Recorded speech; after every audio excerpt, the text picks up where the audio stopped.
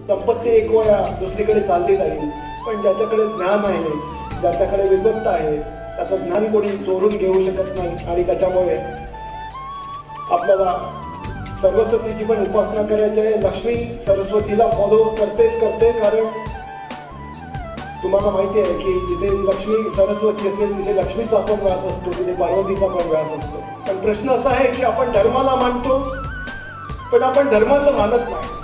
आपण समाजाला मानतो पण आपण समाजाचं मानत नाही. आपण देशाला मानतो पण आपण देशाचं मानत नाही.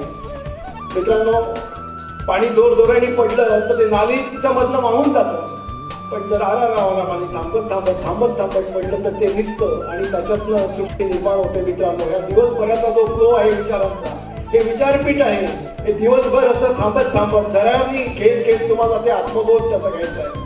म्हणून तुम्ही इथून जेव्हा जाल तर एक डिफरंट व्यक्ती म्हणून बाहेर पडले पाहिजे.